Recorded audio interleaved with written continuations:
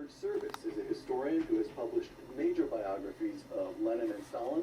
Robert Service's next book, to be published in November 2009, Trotsky. Most people on the street don't know even who Trotsky is. Why has Robert Service written 600 pages? Why are they going to all of this effort to sort of denounce him? Well, the first point is that Leon Trotsky was a great socialist, democratic socialist. He was a Marxist.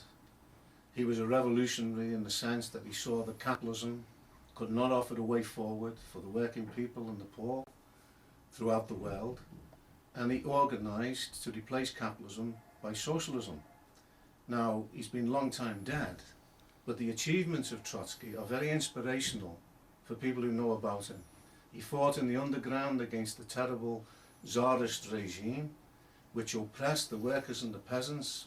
Russia at that stage was very similar to India at the present time, with peasants scratching out a living on a bare strip of land, with enormous oppression of the working class, denial of democratic rights, no trade unions were able to function at least legally at that stage. And Trotsky fought against that, and with the Russian working class, together with the Bolsheviks and Lenin, carried through the Russian Revolution, which was the first independent workers' socialist state in the world. And that example has terrified and frightened the representatives of big business, of the ruling class. And ever since then, they've tried to denigrate that achievement and tried to particularly vilify the leaders of the revolution like Lenin and Trotsky. And in my opinion, what Robert Service is attempting to do, and others, is to actually assassinate Trotsky, who was physically assassinated in 1940, but this time of a kind of literary and oral assassination in order to throw dust in the eyes of the new generation who want to discover what his real ideas are. So you think people are going to be looking more and more at Trotsky then now in this situation? Yes, I think they are, because it's not just a question of what happened in the past, but it's the method of Trotsky which we attempt to carry on today in analysing the position of working people today in an entirely different world to what existed in Russia in 1917. And what these people can see, what Service and others can see, is a mass oppositional movement to this system.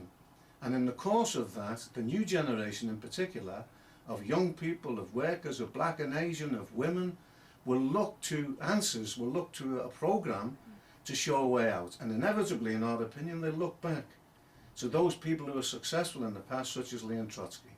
And therefore, the attempt is to try and denigrate and discredit in a very dishonest fashion, and actually to slander the figure of Trotsky himself and the real ideas that he represented.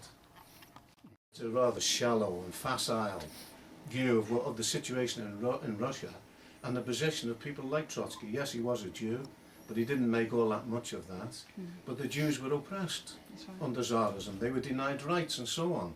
And therefore, there was a higher degree who were opposed to the system than perhaps the average Russian, although there was mass opposition to Tsarism. It wasn't just restricted to the Jews.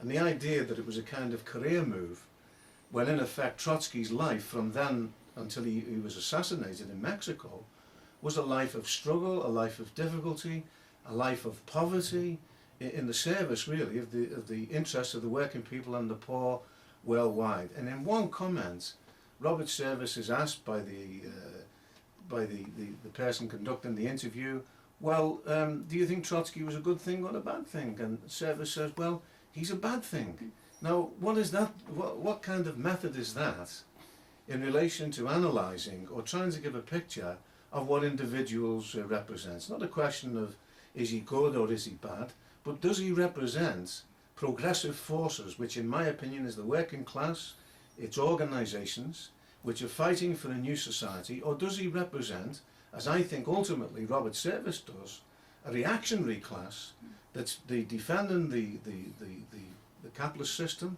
which is defending the markets? It's not an accident. He's interviewed by the Hoover Institute, which defends the market system. Very good. But let it be an honest examination, and let's see. I would not distort the ideas of Robert Service or the Hoover Institute, because I think that's short-sighted and it's wrong in the way that these people do in this presentation, a false presentation of what Trotsky represented. He came empirically into conflict with the capitalist system, the landlords and capitalist regime in Russia. He looked for different alternatives like many of us did, explored those alternatives. He came to Marxism. He developed himself as a young man. At 26, he was the leader of the 1905 St. Petersburg Soviet.